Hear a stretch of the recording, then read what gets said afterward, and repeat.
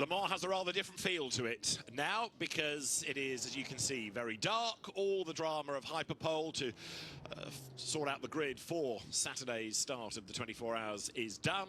And barring any protests, any penalties, any appeals, we know roughly what the order is going to be, with pole position taken by Alex Lynn after a stunning effort to make it actually a lockout for Cadillac Hertz Team Jota on the front of the grid, with the time of Earl Bamber putting the sister car second. So, after all of that, what's left today? Well, it's another 1 hour of free practice. That's the answer. And the cars will be venturing out onto the circuit within the next 15 minutes. And this will have a totally different feel. It won't have quite the same drama, quite the same urgency, but it's still very important for the teams, for the drivers as well.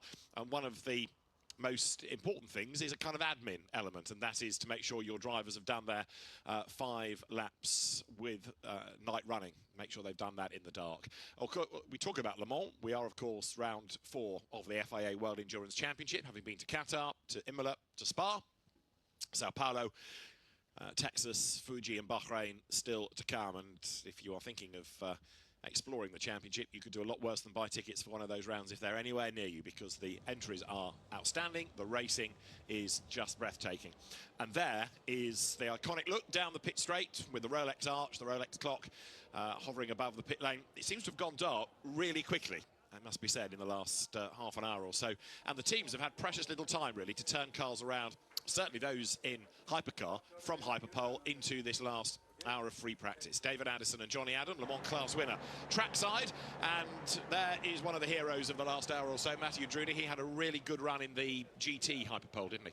Yeah, the rookie for this weekend has put it on pole position. Fantastic lap by Mattia. Great starting point for the Heart of Racing for the 24 hours of Le Mans. And yeah, great lap, very close between him and the FP4 Ferrari for pole position. But yeah, great starting point. I think that format worked really well. We went out to watch, and it had us by our seats in every class. You know, you didn't know where it was going to swing, and you saw everyone had a different strategy of who they wanted to put in first and second, and yeah, it definitely worked well. And the other nice thing about it was that 2 drivers had to share the car. So you and I were having this guessing game. Okay, take that car. Who'd you put in first? You put your real star in to get it into the second part of Hyperpole, or do you keep him, and you've got to be really confident to keep him until the very end? And it put some of the teams in jeopardy. And it gives others a chance to be in the spotlight, you know, because a lot of WEC is about one guy doing qualifying and getting the most publicity of his lap, but definitely it's great to split that, and it means that there's a bit more prep going to other drivers as well, and a chance for them to shine on a weekend like this. Well, we're being told of a green flag at the end of the pit lane. As yet, though, I argue with that because it's a bit early and the timing screens that we have not been updated, so we'll keep an eye. The moment. No, maybe we are getting people venturing out, but only a few takers if the timing screens are to be believed. But the session was due to go live at 11 o'clock, and that's why I say we're a bit early, so the system may be cycling through. Our vantage point takes us a little bit away from the pit lane. This, as a circuit, though, 13.6 kilometres or 8.5 miles, give or take, is just a breathtaking bit of real estate, isn't it? Yeah, it's an awesome lap. To start the lap, obviously, through Dunlop curves. Very important to get the exit out of here to the run to the S's, and a good overtaking point as well. And then as you head down Mulsanne, one of the trickiest braking points of the lap itself, turn 9, Mulsanne. Very bumpy on approach, but a very slow speed corner. Some cars are down to first gear for this point, and the track does improve there as the weekend goes on. And then the famous Indianapolis, turn 11, high-speed right-hand corner, taken mostly in 5th gear, down to a very banged and cambered left-hand corner. And again, a great point for overtaking or potential mistakes as the laps unfold. Is it a hard circuit to learn? There's a lot of it. Yeah, I mean, there's a lot of full power on straights. I think probably over 60% of the lap is full power. A lot of people do simulation. You can get up to speed quickly, but it's the consistency that's the key. And that is, for example, this evening, some people would probably request to have a bit more night running, because when it gets as dark as it is just now, it is quite different to what it was an hour ago. So there'll be a lot of drivers maybe requesting could do with another sort of 5 or 10 laps in the car. And I know there's a few in the paddock that are new this weekend that probably will benefit from that in this next hour. We're in mid-June, so in terms of really dark running, bearing in mind it comes light early and it goes dark late, how much how much of the race are you in the real darkness for? I think you're probably in for 4 hours, maybe just a bit more, That's 4.5. it, Yeah, it's not a lot, depending on how the weather is, and we've had obviously good weather so far this weekend, but it's not a lot. The cars have improved massively with light systems and stuff, but there is a few dark spots around here. But once you get into it and you get your reference boards out there on the Mulsanne and a few points to watch out for, it's okay. But it is quite a big shock if you're straight in at the deep end around here. Peter Dunbrack joins us. We've just been touching on Hyperpole. We're fans. We think that concept worked really well. What about you? Yeah, absolutely. Very exciting, wasn't it? Yeah. All classes. Yeah. You know, definitely a big step forward for the championship, for this race. Yeah, really brought it home to the crowd and to us as well, because who knew who was going to be in pole position, right? You know, every single class. Exactly, and Johnny and I were out trackside watching it, and almost every car that went quicker, there was a massive cheer going up from the crowd in every class. You know, the fans trackside were really invested in that as well, which is great to see. We all had a bit of a go at who was going to be the fastest. You both went for Alex Lynn. I was spot off in my predictions, but just reflect on that lap, both of you, because it was quite special. I think all you needed to do was look at his reaction in car afterwards and what it meant to him, and I think he really knew that he had put everything into that lap, and it just been perfect. His previous lap, middle sector was down, wasn't it? And he managed to improve on that for the lap afterwards, and it just, yeah, it was right there on the money. Yeah, you were watching, Johnny, the sector times and piecing it together, and he quicker even than your predicted time, wasn't he? Yeah, I think as Peter touched on, he purpled the first and last split, but never really got the middle split. And then on that lap, he seemed to find 4.5 tenths in the middle split. But it's important to piece the lap together. But yeah, you saw how much it meant to him once he delivered that lap time. We've also had today a little bit of drama in terms of wheels coming off cars. We had it in an LMP2 car in FP3. We had it in the number 5 Porsche in Hyperpole. What's going on?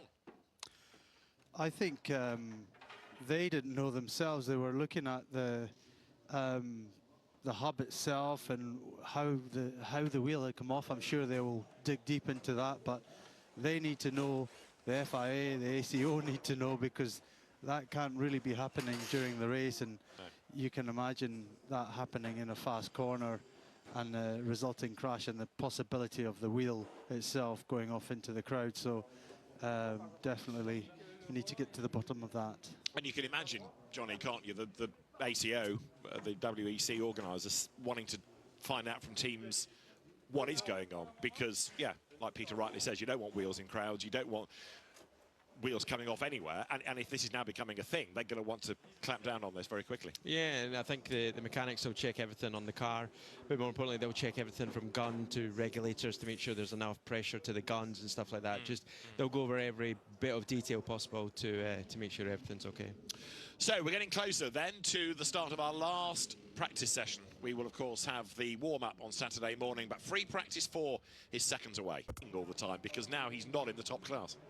Yep, absolutely experienced, one of the most experienced drivers out there, so he'll cope okay, but maybe the little dent in the pride, who knows? You know, it's an unusual situation to find himself in. He's 43 years old now, and I always think, because we raced against each other in Japan in the early 2000s, and he was a young lad then, and I was the older guy, and now I'm retired and he's still going, and he's 43. He's like, wow, actually, he's getting quite old now. Yeah, he first came to prominence really in the UK when he came to the British Formula 3 Championship for the Jaguar team, teammate to James Courtney. Their number 60 is another of those Iron Lynx Mercedes, which is the car for Andrew Gilbert, Lorcan Hannafin and Fran Rueda.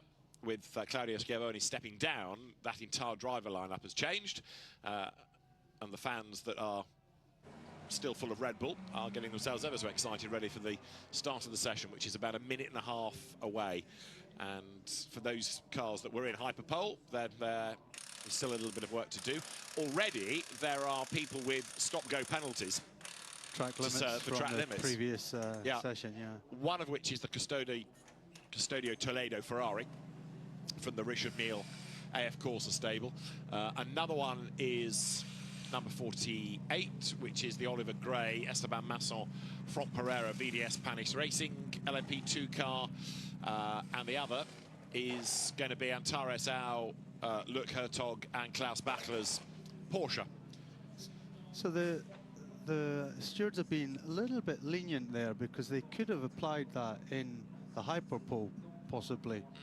But they didn't. They've left it until this session so that each team got their full hyperpole allowance of time. Yeah. So teams getting themselves ready. We are imminent. 30 seconds to go until the lights will go green at the end of the pit lane. There's number 10, Aston Martin, which is the racing spirit of Le Mans car for Derek de Boer, Eduardo Rubens Barrichello's son, and Valentin Asclot.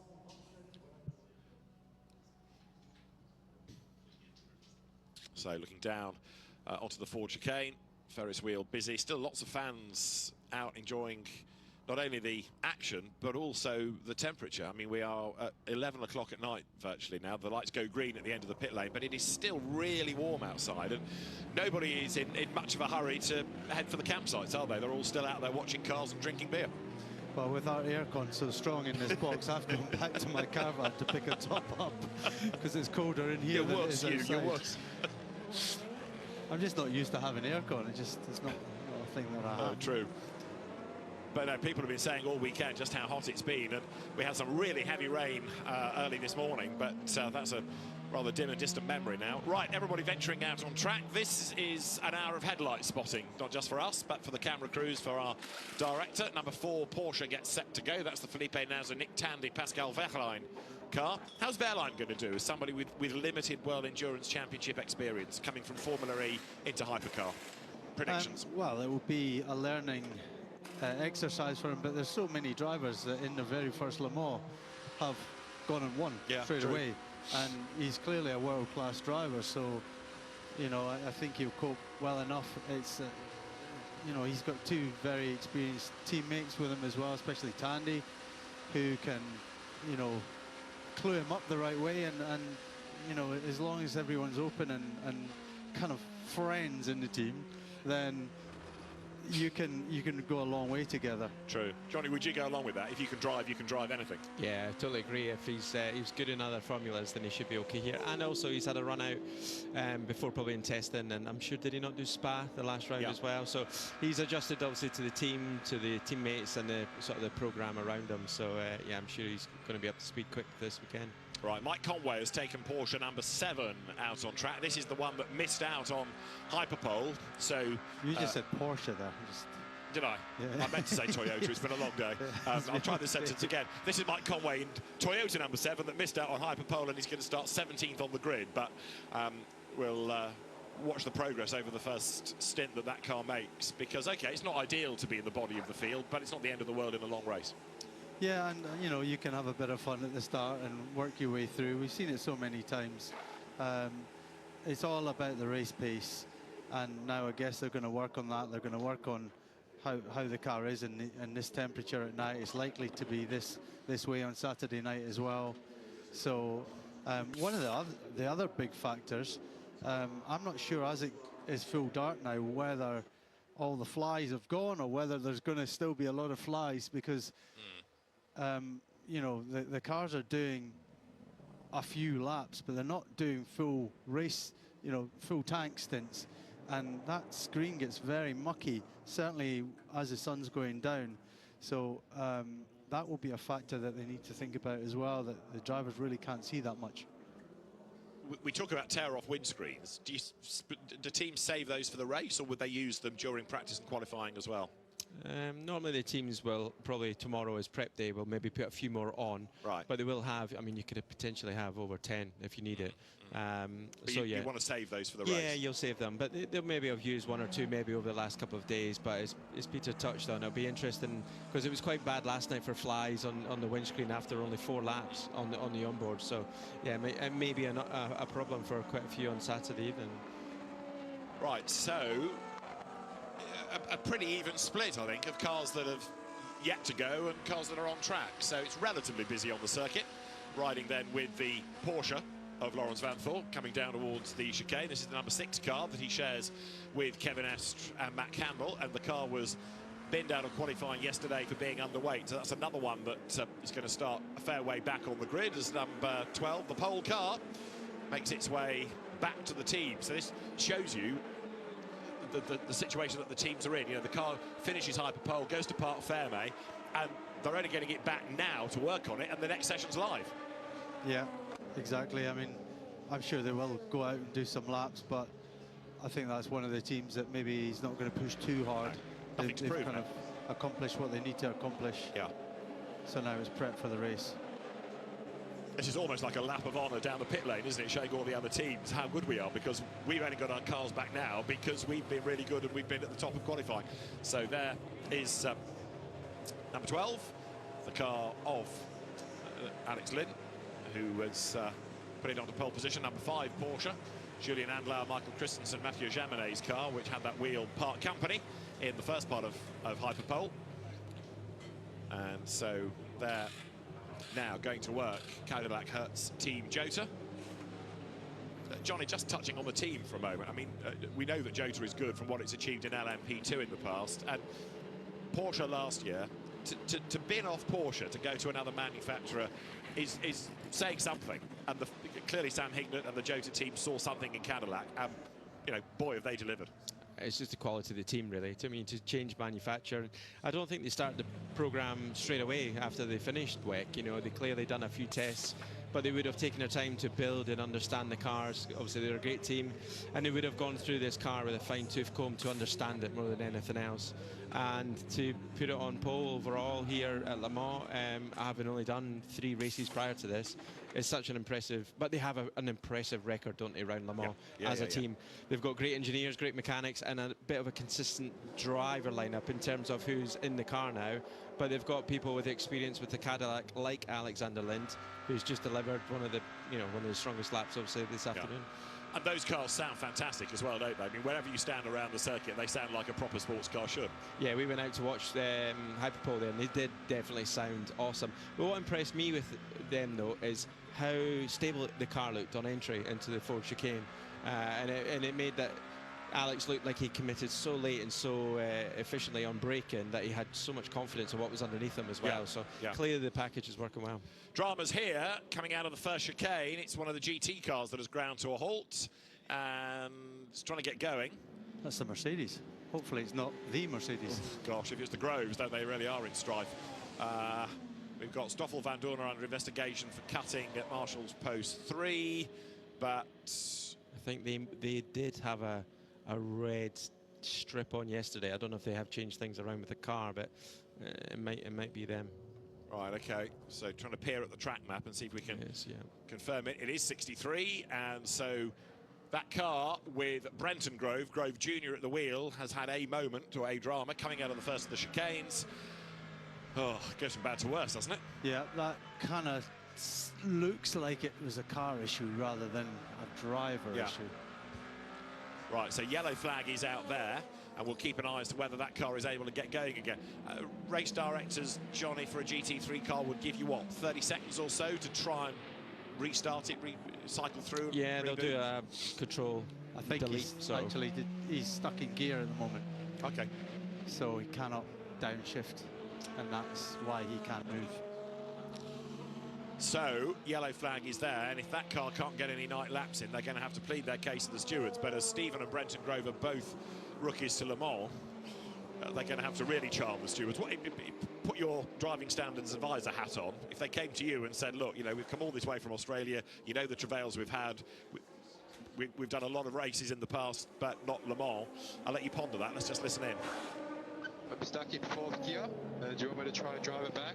Something's not right. It's not even idling properly.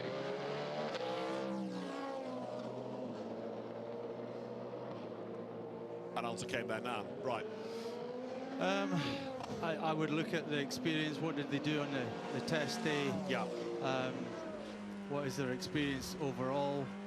If they've got 0 laps around here in a dark condition and are not super experienced, then I wouldn't be too lenient, actually, when you've got so many cars on track.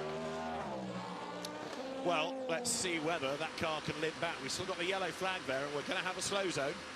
So there will be a slow zone. The teams are being told to prepare for it at Marshall's post 11. So coming out of that first chicane. So the Groves rather torrid weekend continues. Right, on board with Lawrence Vanthor in the meantime.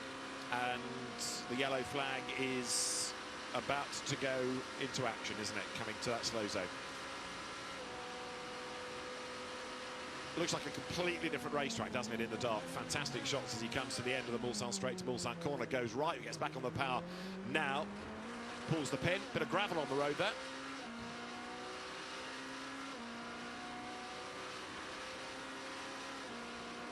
Yeah, it's important for the drivers as well, just again, just to experience, to know exactly where every slow zone is as well. We've got 9 slow zones, and it's important for homework to be done before the weekend, just in case of a procedure or even a radio failure, so you actually know exactly where every slow zone is. So yeah, hopefully everyone's up to speed with that.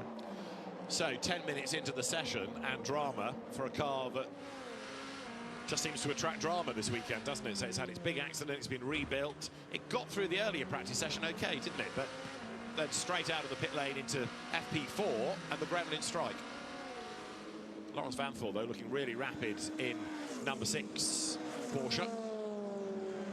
So we're hearing that the race director is giving that Mercedes a bit of a hurry up. If it can't get moving, it should get moving. I mean, if it's in 4th gear, it should be able to drive back round the track and get back to the pits. No reason why it wouldn't be able to. Okay, it's going to be on low revs on the tight corners, but it should have no issue getting back if that is a thing. But then again, if there's a loss of power and it's stuck in 4th gear and it can't take itself off the idle, then that's a bigger issue.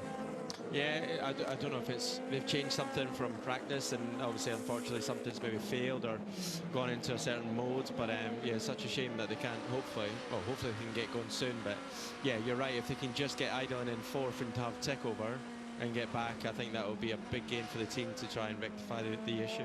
Yeah, currently the red S beside the car 63, so still stopped on track. Right, well, while the Groves problem persists, let's see who is running. Because more and more of the cars have gone out now, so the road is getting much, much busier. Yellow's out. Yeah, and there's the slow zone then, so that part of the racetrack neutralised while that Mercedes is moved. But, yeah, with none of the 3 having done any night running, with 2 of the 3 being rookies to the event, it's not looking great. On board now with Andre Lotterer. Now, he doesn't want for experience, does he, as we've said? So you can see on board what the driver sees. He's just about to come to the double yellows. He's got to get down to 80k. 80 kilometers an hour, and he's obviously pre-warned with next slow, so it's a pre-warning to the driver to say there is a slow zone approaching. So that's a long slow zone as well. It's a whole length of Mulsanne. So yeah, the Mercedes was just after the first chicane. It was, it? yes. So why wouldn't they take it away afterwards? You know, why is it the whole length of Does it depend where they can put the car? Where's the nearest access point to get it out of the way? Or are they still moving it down the straight to a safer place? I don't know. Just suggestions. I think it's where the slow zone 3 finishes is literally where he is. So I see. he might be just gone into slow zone 4 by a car length or 2. Right, but right. It seems like, unfortunately, they have to use the 2, which means it is a long slow zone. A long slow zone, yeah. So they're ready to go back out on track number 51, Ferrari. So up on the jacks for the moment. And that car, once it drops back down again, can return to the session with, there you can see the view from the cockpit.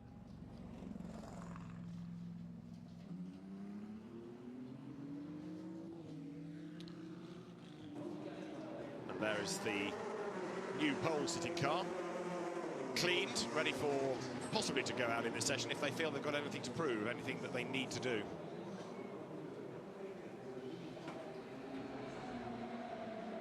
'51 was Antonio Giovinazzi, but the lighting panel looked like it was out on that car when we saw it in the pit lane. Right, so the slow zone is still in operation, by the way, so in terms of lap times, they are of not much relevance at the moment. You can see on board with Andre Lotterer, still the slow command is there on the dash. and that Mercedes needs to be moved before the track can go back to green around that part of the circuit.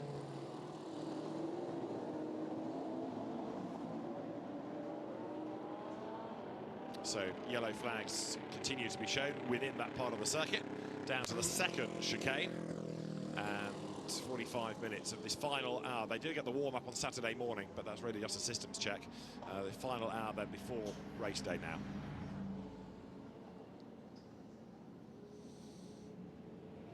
Right, so quite a few of the cars making their way back to the pit lane while this is going on, because there's not really much point being out if you can't go at a proper pace. So the racetrack starts to get even quieter. And at the moment, the only half-decent lap time we'd really had was out of the number 7 Toyota of Mike Conway. But a 3:29, obviously now much, much slower than we were having in Hyperpole. Those drivers, the other side of the slow zone, press on again. And Andre Lotterer is still in sort of trundle mode here.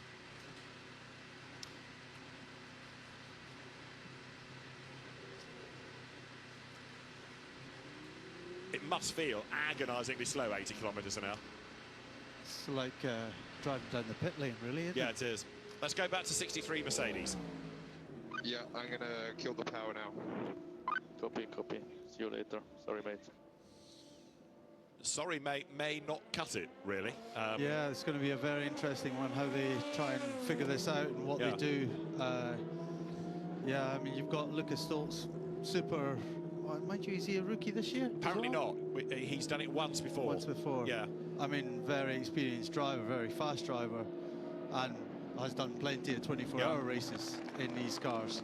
And the Groves have done things like Bathurst 12 hours, they've done the Spa 24 hours, they've done Dubai 24 hours. Right. But that's not Le Mans. Yeah. Yeah, it's going to be a difficult one, because it sounds like that car is not getting back out. There is no more sessions now before, no dark sessions before the race. So they really have to plead with the stewards and FIA and ACO to be allowed to run, really. Could you work it so that you say, okay, yeah, you're allowed in, but Stoltz has got to do the driving between that time and that time when it's at its darkest? Is that an option, do you think? It could be, but that's what, there's a 4-hour window that Stoltz is allowed to drive. Yeah. It probably stays darker longer than 4 hours, doesn't it? Yeah. It's all going to be a bit touch and go. So that car out of the session, as at the moment we still have the slow zone in operation, but others the other side of that can press on again. So this part of the racetrack now is at a proper pace, and the slow zone is going to end any second, in fact. Within the next 2 or 3 seconds, it will come to an end. Back on board with Lotterer. This is what it is at proper pace now. So totally different look to the car. Yeah, he'll have cold tyres as well, so he's got to get them back up to... That's the thing about that very long in a straight line as well. Very little you can do, and you need to get your tyres back up to temp. Right, it's a curb coming into the forward chicane. That sort of 2-part chicane. Left, right, short, straight, left, right again. And then in front of very busy grandstand still over the timing line up towards the first right hand of the Dunlop curve, and within LMP2 at the moment.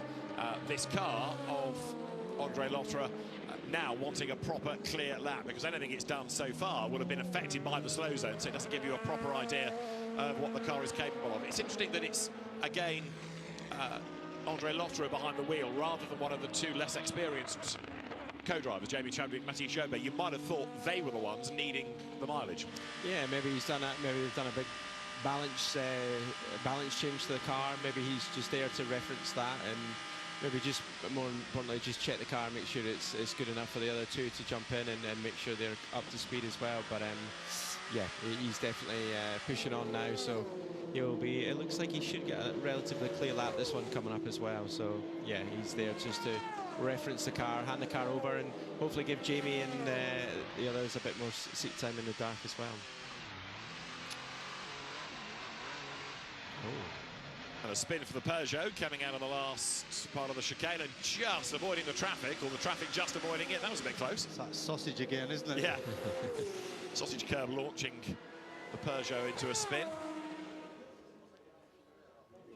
But when there's no damage, the team at least can afford to smile. But one of the cars we saw earlier on, 93 having that power steering problem with the hydraulics failure. And we're riding on board now with 93 once again. It's Mikkel Jensen at the wheel, the car he shares with Jean-Eric Verne and Paul de Resta.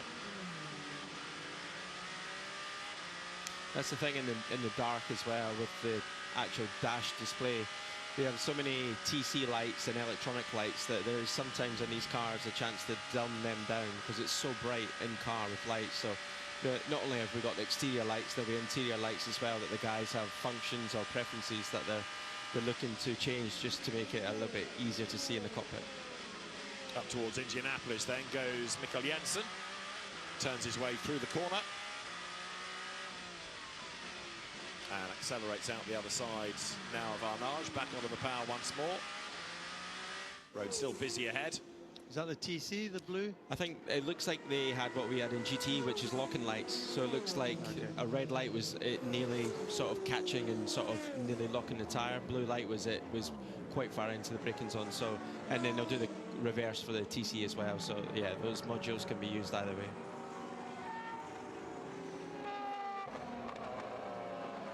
Just under 40 minutes of the session still to go, as times are starting to improve a little bit, inevitably, now that the road is clear of the slow zones. So people being able to do a proper pace. And up to the top of the times now goes Laurens Vanthoor. So the number 6 Porsche does a 3:28.2. This is Mikkel Jensen making his run out of the chicane. Over the line. And now to the top goes Ferdinand Habsburg's Alpine. And the Alpines have looked pretty strong so far this weekend. A big improvement on last year, certainly.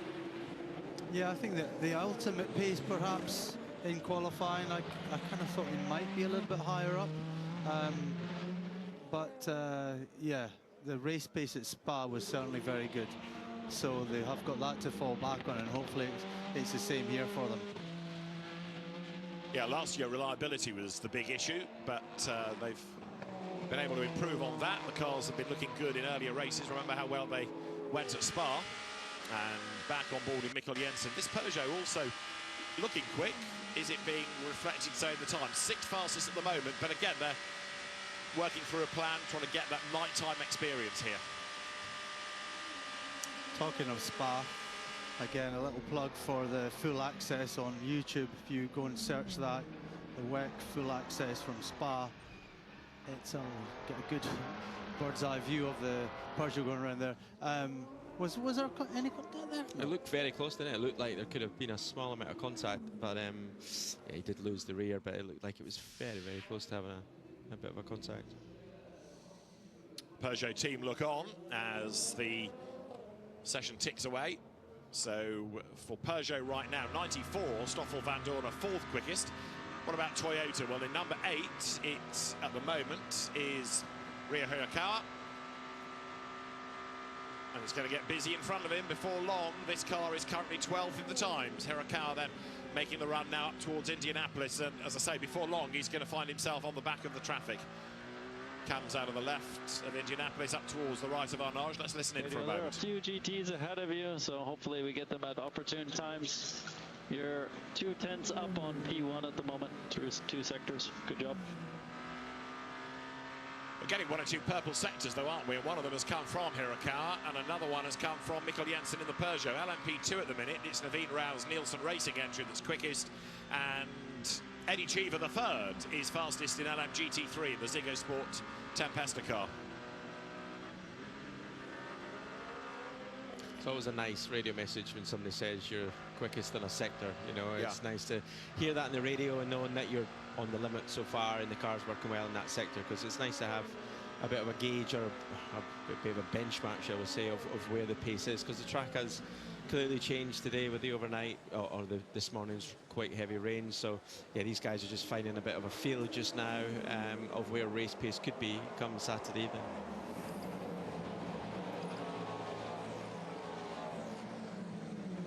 So now up to the top of the times goes Rio Hirakawa.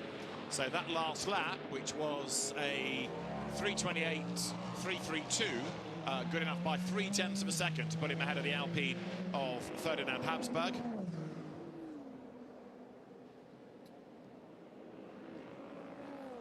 Naveen Rao, Esteban Masson, Jonas Reed, who was in the gravel early on in the day. That's the top three within LMP2. And now to the top of LMGT3 has gone Sarah Bovey, super sub, because she'd been brought in to replace the injured Michelle Gatting after an injury sustained on the test day. And the Iron Dames Porsche, for the moment, fastest in class ahead of Jack Hawksworth's Lexus. And Jack seemed to struggle, Johnny, earlier on in the night in hyperpole, didn't he? Yeah, I personally thought he was going to be in the mix for pole position, but unfortunately just you know, didn't really piece the lap together, never get it all together. But they still start P8, so they've still got a great chance. But yeah, the Lexus has been pretty fast in the test on Sunday, and they've been pretty good in the free practices as well. But looking at the car on track, it definitely looks like it's a nice package to drive at the moment, but yeah, he's unfortunately didn't piece it together.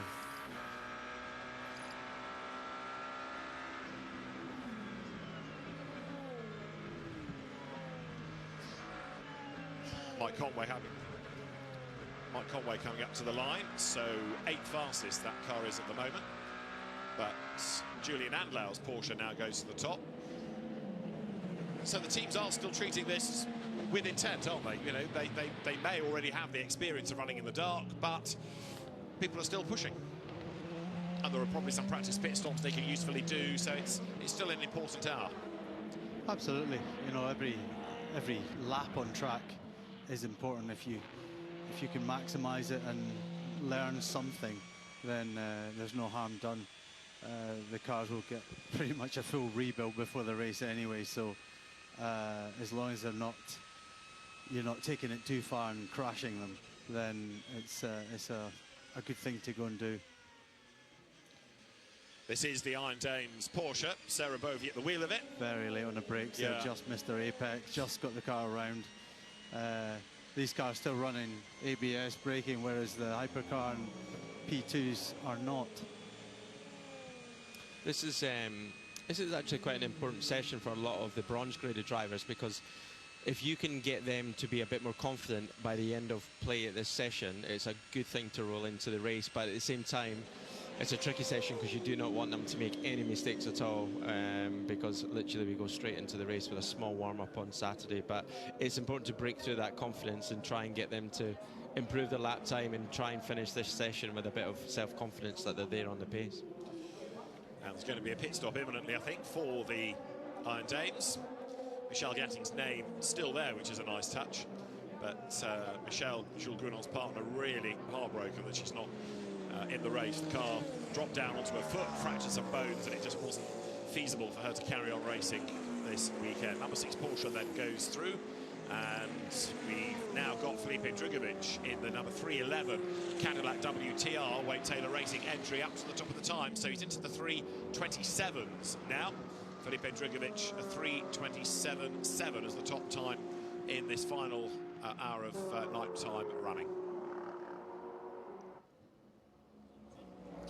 The Iron Dames Porsche then pressing on, now lost that class lead. Jack Hawksworth has gone faster, and it's up to second in class, Simon Mann. At that point about the traffic, it's kind of hard luck, because you're always going to get it for the rest of the weekend, aren't you? Yeah, you know, it's all about how you get through it, though, and certainly in the dark as well, and taking the right risk but not too much risk, you know. Yeah, going back to the 83, the Ferrari, yeah, they've had a trying day, haven't they? We kind of expected them to be a little bit higher up, and they've had handling instabilities during practice, and just didn't quite get it together for qualifying either, for hyperpole either. So I think they're on the back foot a little bit and trying to improve the car. And the lap time has disappeared. So it did go to the top, I promise you, but that lap time has disappeared now, and so the lap taken away from number 83 Ferrari. We've had a yellow flag out at Indianapolis, but that's now gone in, so the road is clear. But the last thing particularly, I guess, the drivers want is gravel being dragged onto the road in the dark when it's virtually impossible to see until you're on it. Yeah, it's definitely not ideal. Number 4 Porsche down the pit road, ready to rejoin the session. That's the Felipe Nasr, Nick Tandy, Pascal Verheyen entry. And back on the track it goes with Nick Tandy at the wheel of it. Now having won Le Mans 24, Spa 24, Daytona 24, Nürburgring 24. Back on the circuit goes the Bedfordshire driver. This is Robin Kubica then, so he wants to get that lap time back, and he's gone purple in sector 1 on this lap and purple in sector 2. Let's see if we stay with him to the end of the lap, because the car absolutely hurtles up towards Indianapolis, and there isn't that much traffic around him for the moment at any rate. This is looking good. Yeah, I think he got caught out with track limits, it sounds like, in the previous lap, so he knows the paces in the car. Maybe they've made some good improvements now, and you know, he's feeling a bit more confident with it, and hopefully for their sake they end today on a high, and that they get into the race from perhaps a position on the grid where they thought they would be higher, but they can fight up from. Yeah, 13th at the end of Hyperpole, this car, but it's so competitive anyway. We're talking about fractions of a second from 1st to 13th. But Robert Kubica then, with 2 absolute best sectors within this session, comes up towards the end of the lap, riding back on board with him, heading down towards the chicane. Late on the brake, swing left, rattle the curb, turn right, set the car up for the next part of the chicane, left and right again, avoid that sausage curb.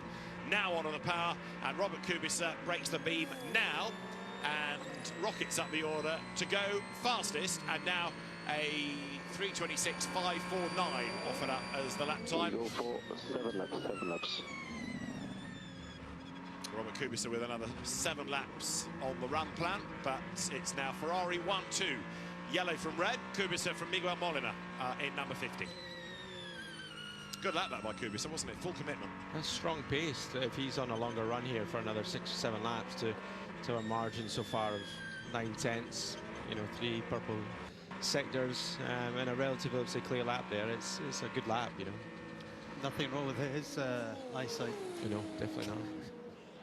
There are quite a few that haven't done lap times, some that have ventured out only for an installation lap, others that haven't been out at all. So there are some teams thinking that they don't perhaps need to go out and risk anything. We've got just over 25 more minutes of the session to go. And apart from the Groves, it's been trouble-free, really, hasn't it? We've not been aware of too many people having dramas.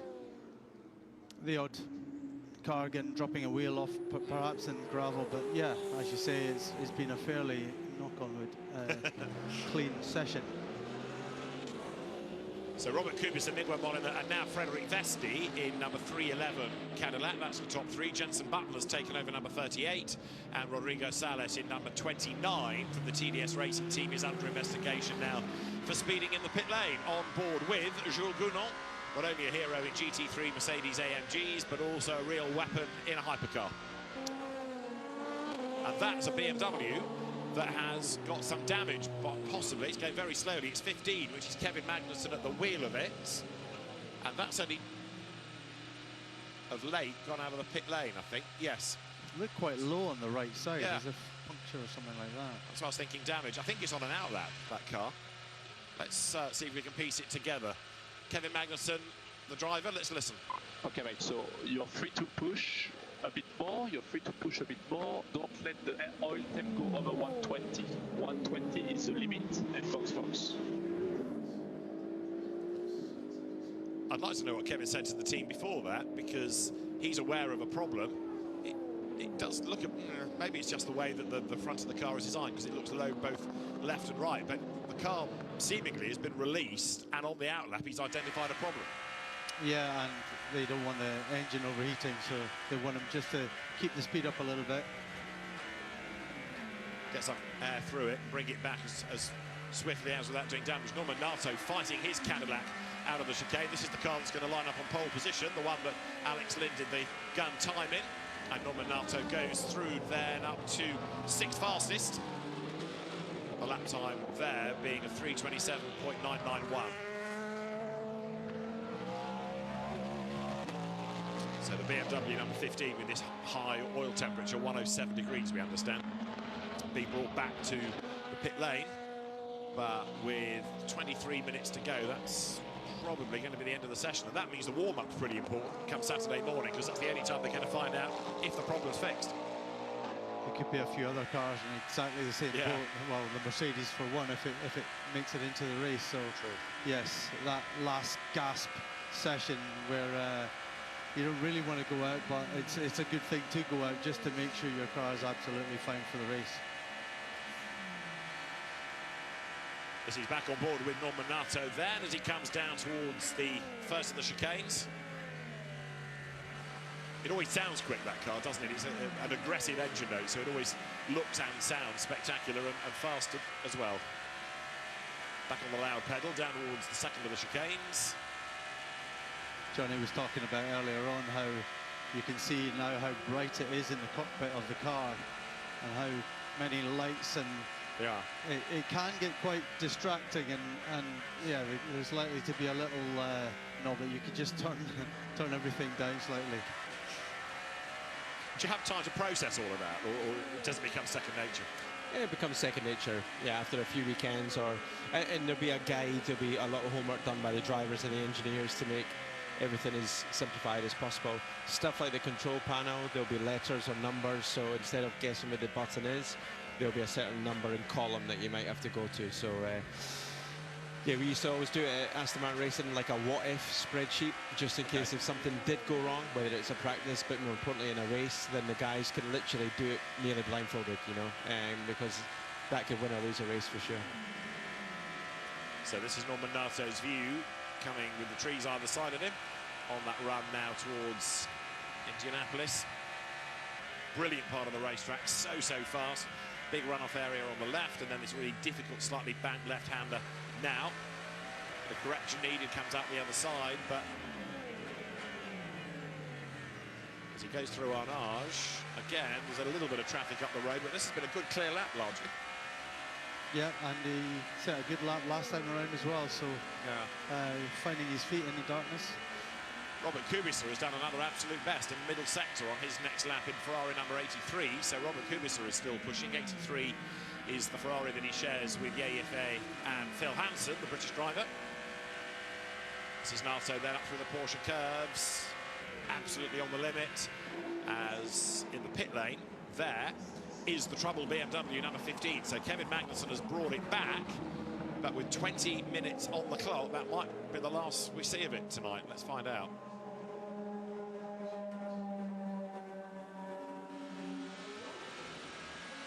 This is on board.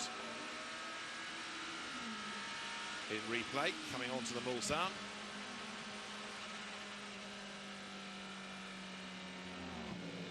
And then just slowing right down. So just, yeah, engine problem rather than a car problem. So that very high oil temperature. Kevin Magnussen slows right down, gets on the radio to the team, brings the car back without doing any more damage to it, and the team goes to work. But that will be a concern for Team WRT. You know, this is a manufacturer program, and they've certainly, after all the testing they've done, after all the mileage they've done, wouldn't be expecting a problem like that at this stage. At this stage of the weekend as well, that's the unfortunate thing. And there might have been a procedure that he would have followed, which would have been a map switch. And then just obviously just keeping an eye on it on the inlet. Got another good lap out of Robert Kubica now, because he's gone into the 3:26.5 bracket, 3:26.523. He's barely a second up on Antonio Fuoco, who's taken over number 50. So Kevin Magnussen got the oil temperature down on the way back to the pit lane, but it's not urgent work there. Let's just hear an earlier message, driver to team. Okay, Kev, so it looks like it's a terminal issue for us today, so unfortunately you can jump out, we will not go out again. Sorry, man. Copy.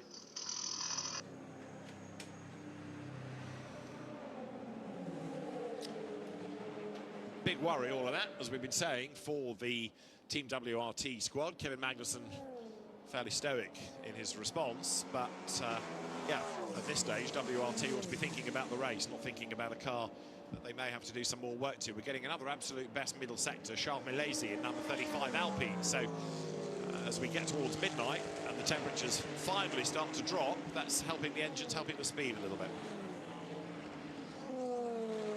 There is number 150 Ferrari, which was a car given a stop-go penalty early on. Custodio Toledo, Lilo Wadu and Riccardo Agostini, the drivers. It is Lilo Wadu at the wheel of the car right now. And it's 10th in class in LM GT3. And AF Corsa turning the tables on the cameraman now. Getting the camera out to take pictures of the cameras, taking pictures of the cameras.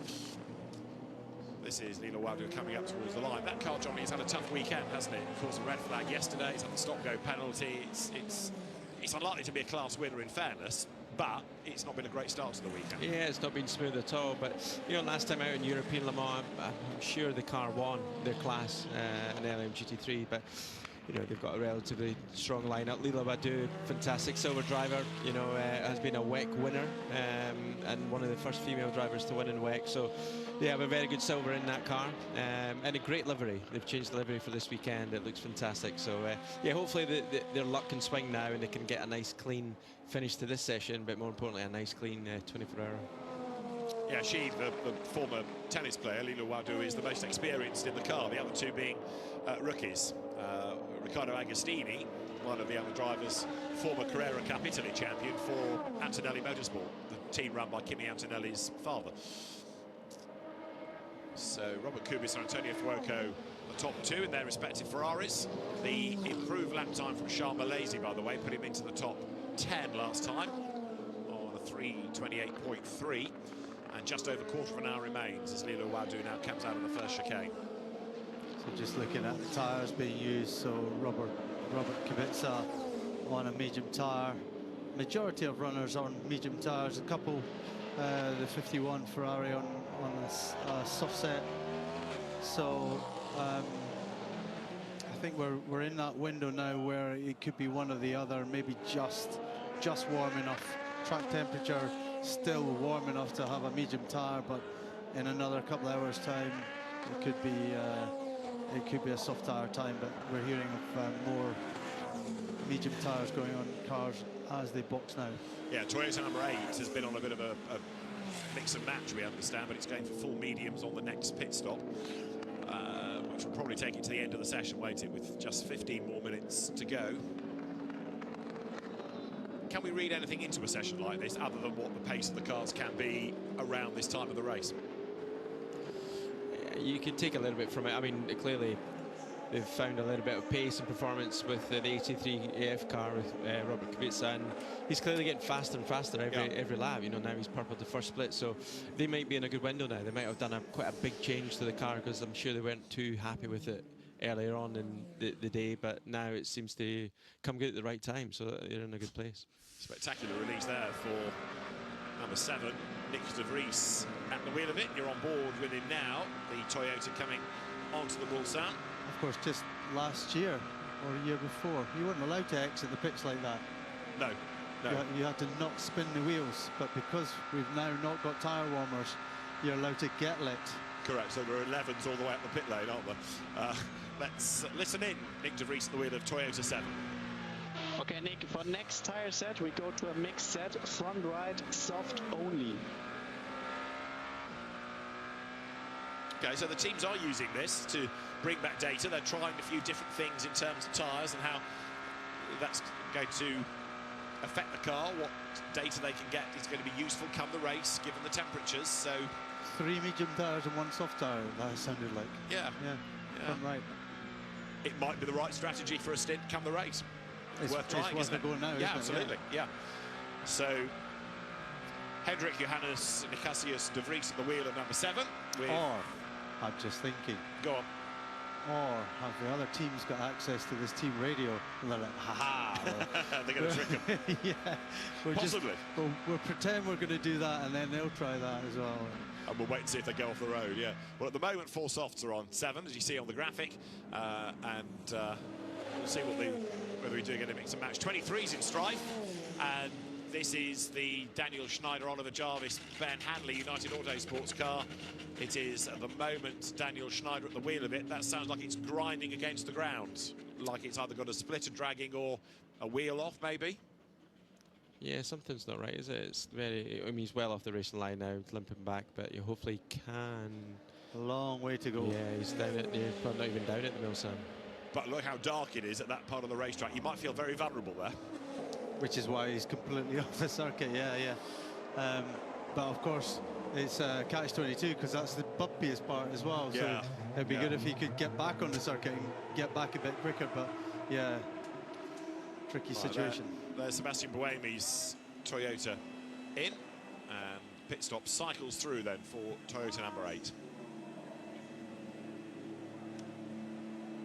Right, the Toyota there, Sebastian Buemi in the pits. Tyre change, bit of fuel splashed in. Mechanics run round with the 2 new tyres for the left-hand side. Job done, car drops down. Car controller lets it go. And the team's now starting to try different things with that choice of tyre. So yellow flag, so that's that car 23 is actually stopped now. Yeah. We're right in saying there's a lot of lap to still complete, so it has had to park. Let's see whether we can trace what the problem is. Let's listen in. Can you repeat, Daniel? Something broken?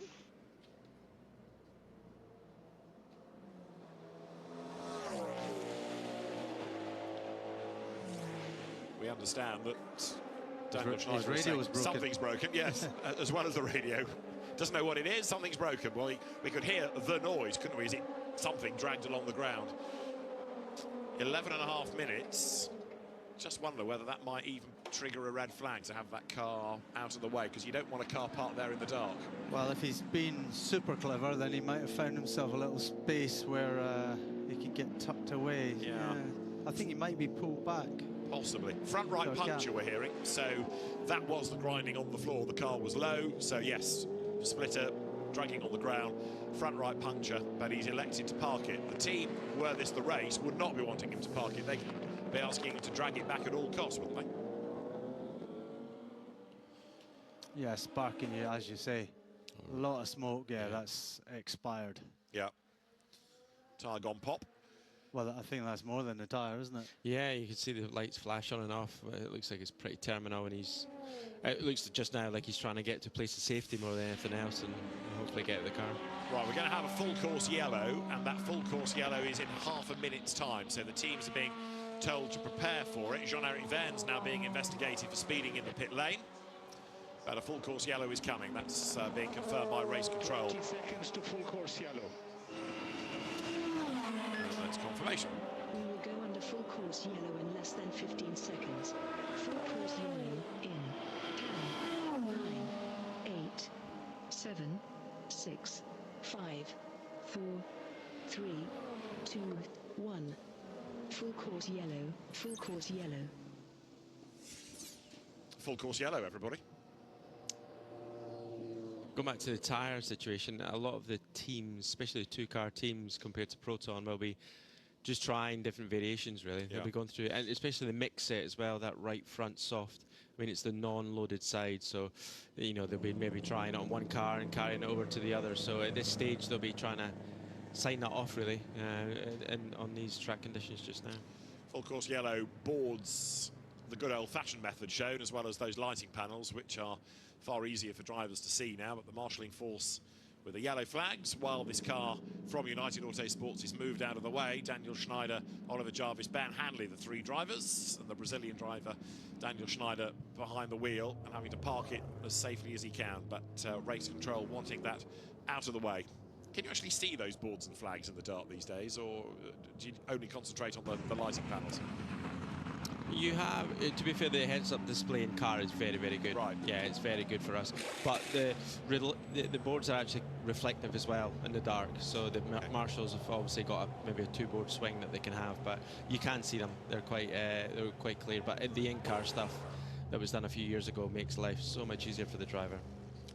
There's number 150 that Lilo Wadu has brought into the pit lane. So cycling through a stop.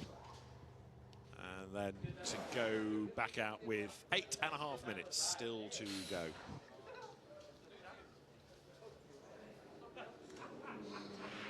Yeah, I'm not sure that much is going to get accomplished in this session now.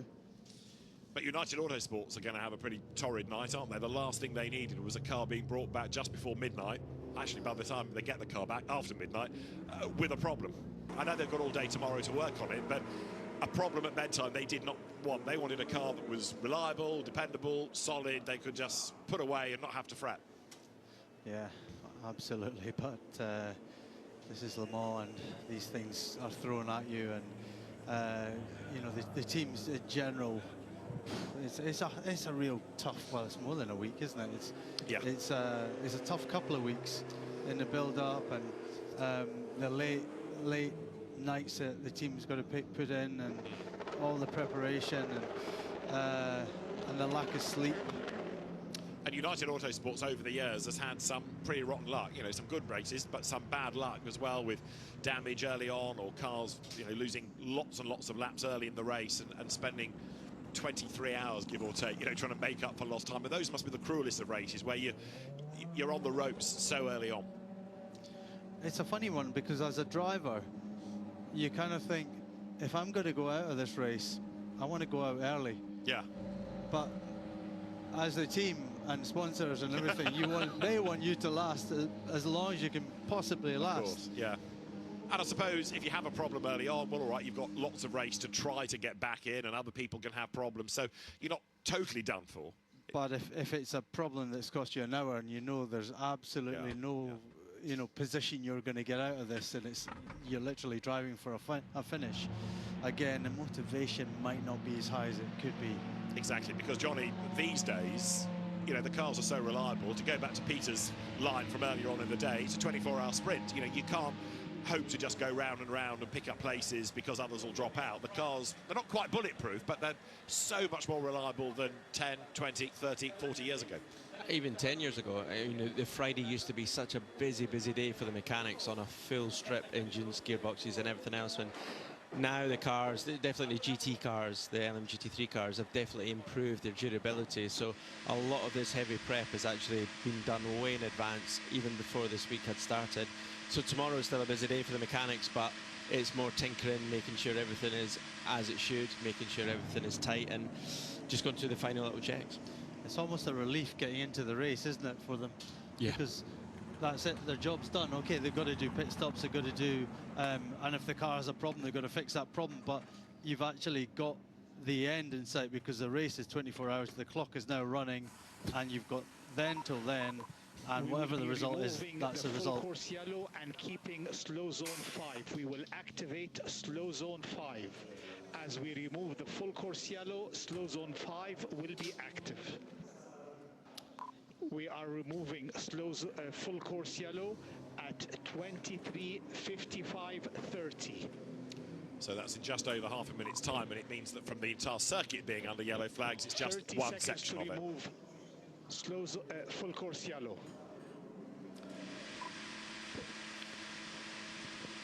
Right, you're on board with Paul de Resta. Remove full course yellow. The countdown is coming from race control. Remove full course yellow in less than 15 seconds. 10, 9, 8, 7, 6, 5, 4, 3, 2, 1. Full course yellow removed. Slow zone 5 is now active. Slow zone 5 is now active. Right, so we're back now under green flag conditions for the bulk of the lap, but we've got one slow zone. So the full course yellow that had the entire circuit neutralised, that's gone, but we've got one element which is still a slow zone, because there is this car behind the barrier, and with 4 more minutes to go, the session may as well run its course under those conditions rather than having to stop it and restart it. Paul de Resta then back onto the loud pedal, but heading towards the slow zone. Car seemed to hesitate a little bit there, well, didn't it? I think he almost thought he was there. Yeah. And then decided to pick up pace there. The yellow. Yeah. So now he does legitimately slow, but it was a bit premature there. But then he seemed to be very quick in the middle of it. Yeah. It's like he's trying to build a little bit of temp if he can, maybe hang back a little bit. And but again, also he's going to lose quite a lot now through this this slow zone as well. So it confused me actually. So he went into a yellow, which of course there is no, you've got to back up, but there's no speed limit as such. Then he went into the slow zone. And lots of drivers making their way then down the Mulsanne straight through that slow zone. There you can see the 80 kph warning, the slow reminder. Yeah, and then like that's kind of what we had. Like it didn't get worse in quality in FP3 or whatever it was. But it did the same thing where it's like... Zach Robichon talks to the team. Everything sounds super crisp, smooth, and then you get like one shift and you hear it kind of like rev up, and then as it's going down in the gears, all of a sudden it has like a deeper tone to it, and then it sort of stays and it comes with a little bit of vibration. Right, we cross live to our Aston Martin expert at this time, Johnny. Yeah, so that's Darrell, who's chief mechanic on over the two cars there, and Zach's just describing maybe something they've changed. Yeah, I've never really had what he's described there, but you know, the mechanics will go over every bit of detail now because they've maybe done a big change, whether it's a gearbox change maybe overnight, last night or something like that. But again, that's a team that's just got through hyperpole with great results with Matthew Drudy's efforts for pole, and now they're talking about a problem. Yeah, or a potential problem, yeah, for sure. But, you know, they'll go over it, they'll look at every bit of data possible. You know, they've got on that car alone, they've got 3 data guys that will go through every bit of data, whether it's gearbox, electronic, or engine stuff, and make sure it's all fine. But, yeah, hopefully it's very minor that maybe Zach's picked up on. Right, so that's another car that we'll need to keep an eye on in the warm-up come Saturday morning. Meantime, Antonio Fuoco is heading through the slow zone. And some of these are going to be lucky to get another lap out of the session because we have 90 seconds to go. And the general pace, of course, now is much slower. So it may even be that the teams are telling drivers now to box at the end of this lap. You might as well pit now rather than have another lap around the circuit, which is going to be after the checkered flag. So Antonio Fuoco then with an outright win last year. Twice he's been on the podium out of 4 visits to La Sarthe, so not a bad strike rate that. 1 more minute of this session is to go, and now he's out of the slow zone and you can see the car pick up.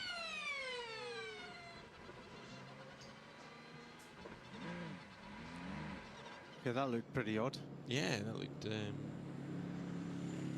yeah, like he went and then either had to slow again, unless he wasn't quite out of the slow zone. You saw, you saw the car come back by him again. Yeah, like he was having a little burst to try and get some warmth into the tyres, but the commitment suggested he was out of the slow zone. Anyway, Antonio Fuoco is pretty much at the end of the session because there's half a minute now left. Ferrari's looking racy tonight. Are we going to find cars with different pace when we get to the darkness during the course of the race compared to what we have in the daylight? Kevin Estre we've not really focused on in this session, but he's been put in the number 6 Porsche and the flag is imminent, so we are almost at the end of this session. And having said that there were relatively few dramas, there you go, in the final 10 minutes of it we end up with a car parked by the side of the racetrack and a slow zone after a full course yellow. Checkered flag is out, session's at an end. So drivers, plural here, if you were in the car, would you take the flag on the track or come into the pit lane at the end of this lap?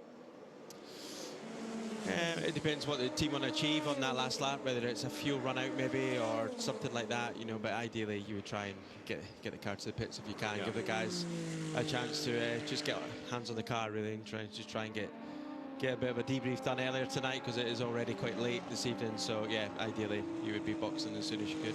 Yeah, you just do what your engineer has asked you to do. Do what you're told. Yeah.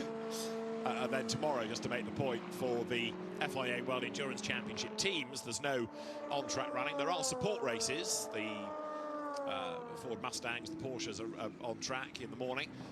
But as far as the World Endurance Championship runners are concerned, then the next time they are on track is on Saturday morning when we have that warm-up session that is going to start at 12 o'clock at noon local time. We're on air a quarter of an hour before that, but then with the race itself starting 4 hours later, they get that 15-minute warm-up just to make sure that everything is okay. It's really just a systems check in truth. Antonio Fuoco took the flag on the track rather than pitting. Philip Hanson's car there, fastest, going back down the pit lane to the team. And the checkered flag out then to end running for the night. Not everybody going out. Some of those that didn't even get a lap time in anyway, such as Kevin Magnussen, such as Brenton Grove, and 63 rather, Mercedes. It's been a talking point on Wednesday, becomes a talking point going into Friday early hours, doesn't it now, with that driver lineup having not been able to do the requisite regulation number of laps in the dark. So, 83 Ferrari, topping the times. Robin Kubica did the lap. There's 51 being taken back to the team. And 7th, that car, Alessandro Pierguidi, the driver that brought it into the pit lane.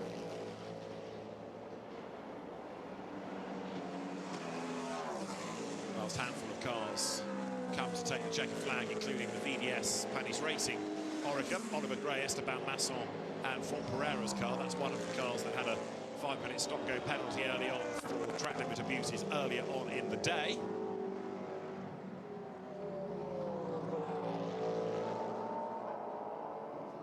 And it is Franck Pereira fastest in LMP2 then that will come up towards the checker flag in a moment. That car is 21st overall.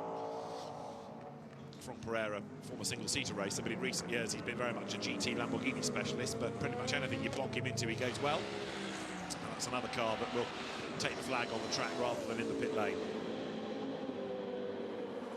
Olivier Panis looks on, thumbs up, happy, content. The former Grand Prix racer, Monaco Grand Prix winner, his one Grand Prix win for Ligier. Job done for the night. But that's the hero of the day, at least the car is. Number 12, Alex Lynn putting it on pole position for the 24 Hours of Le Mans. 6th in this session is Norman Nato. He's about to wriggle free from the Cadillac. Looks good, sounds good, and the squad, Cadillac, Hertz, Team Jota, must be serious contenders now for a win going into the race itself. Team moving from running Porsches to Cadillacs for this year, as out of the car gets Norman Nato, job done for the night.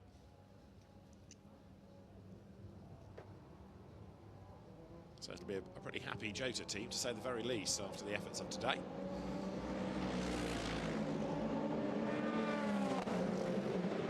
Nato walks away, there is the car, which will be put to bed for the night, and the sister car from the team is 4th. So Jenson Button brought it in 4th quickest, 6th quickest then for Norman Nato. This is Mathieu Drudy then. You were hearing Zach Robichon talking about a possible problem. Mathieu Drudy at the wheel here, Johnny. Yeah, it looks like he's on his own lap. The car sounds okay, downshifts sound absolutely fine, but yeah, now they'll debrief between himself and Zach, and maybe just give a bit more feedback of if Bataille's heard the same noises or felt the same thing. So at least they've got two different opinions potentially on a problem, but it sounds okay from the onboard. Certainly wasn't at full noise, was it? It was an in-lap, but Mathieu Drudy races GT3 Aston Martins in other championships. He is in his 2nd year of racing them as well, so he knows the car pretty well. Drives for the Continue team in GT World Challenge Europe, as well as here for the Heart of Racing team. Down the pit road he comes. So at the end of the session, it is Ferrari, Cadillac, with 311, the Jack Aitken, Felipe Drugovich, Frederick Vesti entry being the better of the Cadillacs. That's out of the WTR, Wayne Taylor Racing stable, under the Cadillac Whelan name. It's 29 in, so Rodrigo Salas, who was being looked at for speeding in the pit lane, Matthias Besch, who was another star in Hyperpole, and Clement Novalak, the drivers then. That car down the pit road, fastest in Hyperpole in LMP2 pole positioning class earlier on in the night, confirmed.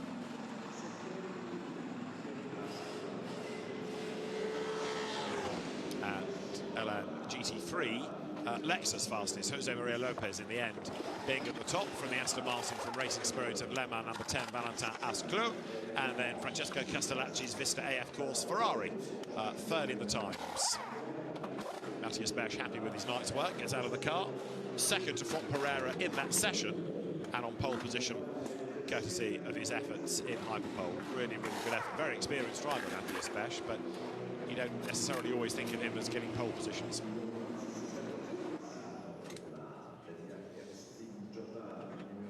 Out of the car gets Mathieu Drudy then, who brings 27 Aston Martin into the pit lane. And saunters to the garage. Doesn't look overly concerned. No, he's very relaxed. Yeah. He's probably, still maybe on a high from from his hyperpole, but not really shown it. He's pretty chilled as Mattea. But yeah, he'll then obviously just debrief and get an early night really if he can. But yeah, it doesn't look like there's a mad rush or panic, so should all be well. So 16th in its class, the car that's on pole position in its class. So 16th in that session. Very happy Alex Lynn has been a real hero, and he's still grinning from ear to ear, understandably. Mega lap in hyperpole, and the Jota team making sure all is well. They'll go through their end of session processes and then be done for the night. So, free practice 4 done, and it is number 83 Ferrari, the fastest by just under a second, 9/10, separating 83 from 50, both out of the AF Corsa stable, with third being number 311 Cadillac from Wayne Taylor Racing, fourth being the quicker of the two Cadillac Hertz Team Jota entries, and then fifth, your best Porsche, which is the car of, in the end, Kevin Estra, sixth being Norman Nato, bringing number 12 into the pit lane. Best of those from LMP2, you find 21st, which is the VDS Panis Racing entry. Franck Pereira ahead of Matthias Besch and Mathieu Vazivière, the three drivers that brought the cars in at the very end, with number 29 of Matthias Besch also being quickest in the Pro-Am battle within the battle, if you like, the class within a class within LMP2. And then if you get to 36th, you will find the car that was fastest in LMGT3, number 87, the Ecodis ASP team Lexus. Petru Mbarescu, Clement Schmidt and Jose Maria Lopez, the drivers there. Jose Maria Lopez doing the best time to be ahead of Valentin Asclo and Francesco Castellacci, Aston Martin and Ferrari respectively. We have 62 cars in the entry and 58 of them did a time. A couple more went out but had their problems. One car that I don't think did go out at all, certainly didn't do a lap, was James Cottingham's number 59 United Autosports McLaren, the car shared with Sebastian Bode and Gregoire Saucy. So there might be a question mark over that. And the other one being 81, Tom Van Rompuy, Rui Andrade and Charlie Eastwood's Corvette also didn't venture out either. But again, it may well be that the teams are quite content, work done, and don't feel that they needed to go back out on the track. So Ferrari here bidding for 3 in a row. Still can't be considered as an outsider, still very much in the hunt, even after that really competitive hyperpole swung the pendulum in Cadillac's direction. But as there, the team at TDS Racing celebrates that pole position with the hyperpole trophy. Whichever of the three classes you look at, Peter, it's going to be intense, isn't it, for 24 hours? I think the biggest issue will be where the race director puts his cameras to, because, you know, as you say, it's going to be a mega battle, all three classes, and of course we're going to be looking at hypercar class, yeah. But you also don't want to miss what's happening further down the grid. No, true enough. So there with LMP2 pole, Matthias Besch. We've got Lorcan Hannafin now being investigated for speeding in the pit lane. So, yeah, the stewards are in for a long night, that's for sure, because there are still things heading their way. But as there from the Inter-Europol team, out of the car is Tom Dillman, who was looking really good early on in the night. We know he's a quick driver. Calvin shares yellowly.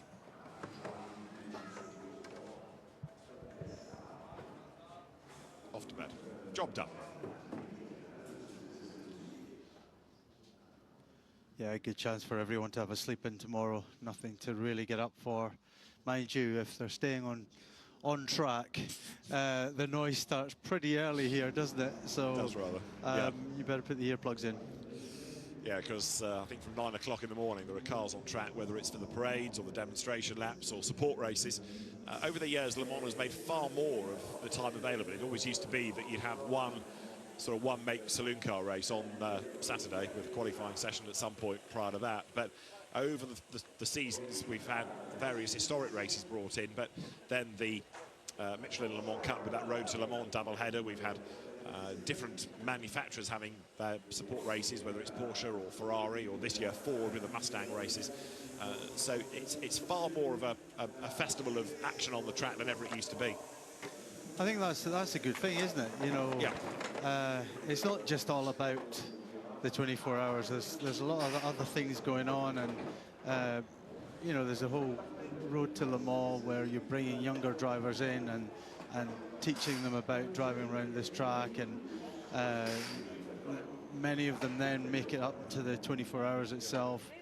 So there's that succession, and then, as you say, there's all the different manufacturer races. Aston Martin regularly have one here as well. So, and you know, as you say, there will be lots of things happening tomorrow, and one of the things happening will be 15 Aston Martin Valkyrie road cars on track. Impressive. It'll be good to see, as well as here. And then, of course, also on the Friday, drivers head off joining into town for the parade, which is always quite an event. Yeah, and if the weather is good tomorrow, it'll be absolutely jam-packed. So it's a great atmosphere down there. Yeah, it's a great party atmosphere, and everyone comes out in the town. It's so busy. You run out of merchandise or giveaways quite early on in it. So the teams that have done this for a few years now will be fully loaded up with as many wristbands, caps, and everything else to give away. But it's a great thing, and especially if people haven't done it before, it just adds to the weekend. There you can see a practice pit stop for Iron Link's Proton. That's the Jonas Reed, Matteo Capietto, Gresham Teixeira's car. So they've done the practice pit stop, and that's, again, a useful few minutes at the end of the night. That light shaking around a bit there. Yeah, you're right. Driver clambers out of the car, so all good for tonight. The Iron Dames Porsche, which was well up in class early on, but then faded a bit to be 11th come the end. But the team, I think, will still be content with progress. Really important to Ben Sarabovian, having not done the test days, although she is experienced of Le Mans.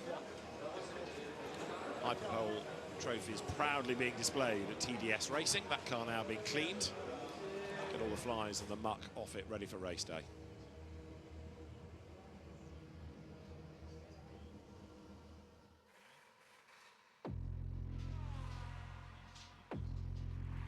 So warm-up is the next time the cars are going to be on track. 12 o'clock local time on Saturday morning. No running for the cars tomorrow, and that means that for all of us here at Le Mans, it's time for bed. Good night.